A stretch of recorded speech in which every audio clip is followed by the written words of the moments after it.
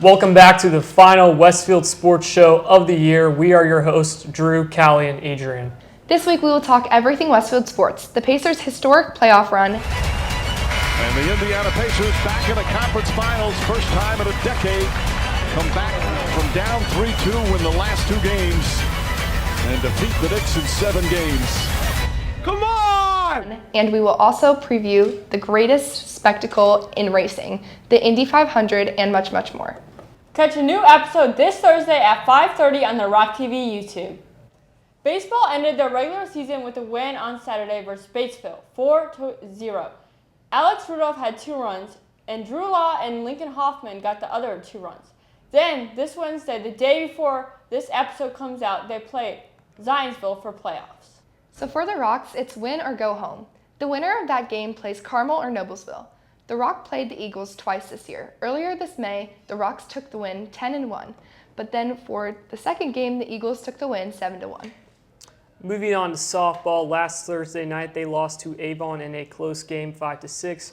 Grace Finelli, Grace Feltz, Avery Banis, Lily Amergy, and Reese Manhanna kept the Rocks in reach of maybe tying the game, but they fell short by 1 run in the end. They are in playoffs now, and they take on HSC. They played already, and the score is inserted right here. At the time we recorded it, it will be before the game. On May 9th, they played HSC and took the win 3-0. On Saturday, the boys lacrosse played Brownsburg. They took the win in the first round on playoffs 11-4. Spencer Ellis had an amazing game, saving shots left and right. That allowed the Rocks to put up points on the board without getting scored on.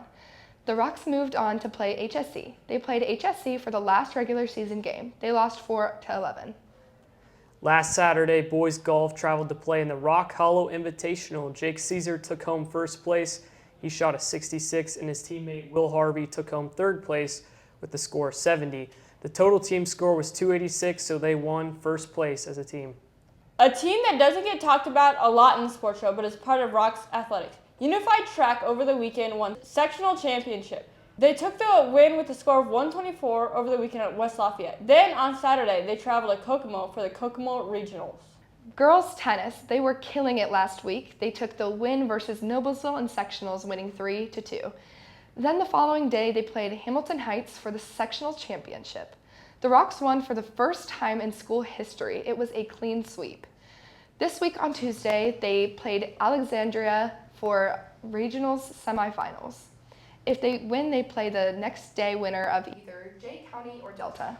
We now turn our attention to national sports, starting with the NBA playoffs. Last night, the Timberwolves took down the Nuggets 98-90 to win Game 7 and advance to the Western Conference Finals. Despite a 35-point game for Murray and a 34-point game for Joker, it wasn't enough to stop the elite Wolves. Elite indeed. Despite Anthony Edwards being a little off, the Wolves found their rhythm as Karl Anthony Towns and Jaden McDaniels each had 23. So now they will face Luka Doncic and the Mavs. Game 1 is this Wednesday in Minnesota. But folks, the time has come. It's time to talk about those Pacers. Indeed, the Pacers won 130-109, defeating the Knicks in New York for Game 7. Despite a 39-point performance from Didi or Dorito, the Pacers were able to rip the heart out of the Garden. It was spectacular. Tyrese had 26 points, and the Pacers shot 54% from 3 and 67% from the field. Now they have yet another tough task ahead as they will face Boston in the Eastern Conference semifinals. Game 1 is tomorrow in Boston. What are your guys' predictions for this series? Oh, that's a tough one. I want to go Pacers, but ultimately I think the Celtics are winning in 6. I think Celtics. I don't think the Pacers are going much of anywhere as much as we are from Indiana. I'm not too much of a Pacers fan here. I would agree with that. I'm going Boston in 6. I think the Pacers can maybe get 1 or 2 at home, but I just think this team led by Jason Tatum and Jaylen Brown, I think they're a little too elite for the Indiana. I think the Magic run is over, unfortunately. Speaking of Indiana basketball, the Indiana Fever season is officially underway. The Fever are 0-3 with a loss to the Suns and 2 games to the Liberty. Caitlin Clark's debut ended on a good note for her as she scored 20 points, which made her the leader for that game for the Fever for points.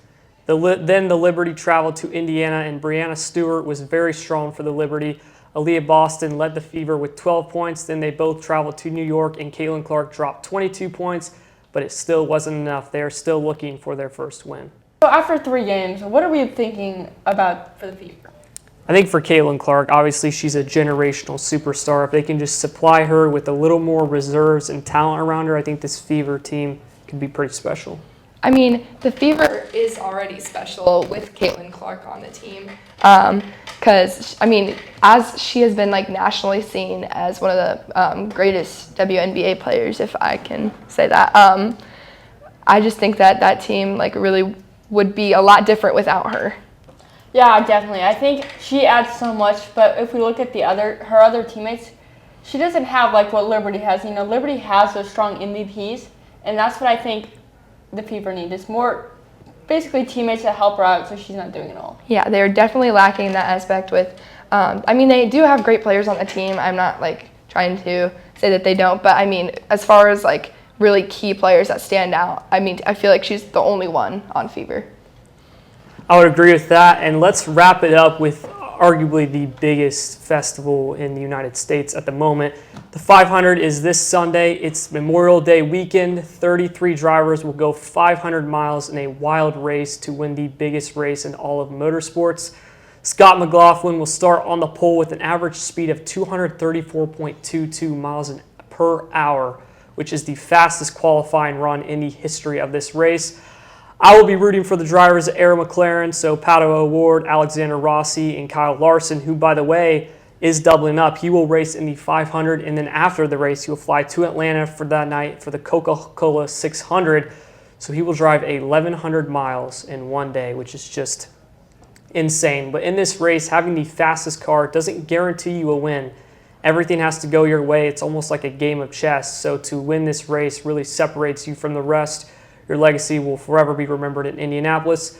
But the 500 is more than just a race. For many families, it's a tradition. Me and my grandpa, this will be our 8th, I believe. And it's a huge part of the culture of this state, and this race does, in fact, change lives. It is truly the greatest spectacle in racing. Are either one of you guys going? I will not be going. I've never gone to an Indy 500 before, me being from Indiana, but I did hear that one of our old sports show hosts is going to be doing media for the Indy 500, Evan Cummings. It's going to be a really, really cool experience. Yeah, I won't be going, but I went last year, so I'll definitely be watching. You know, I'm rooting for good old Ed Carpenter. He needs to get up there. I haven't seen him up there in a minute. So yeah, speaking of Evan, doing amazing things at SportsLink.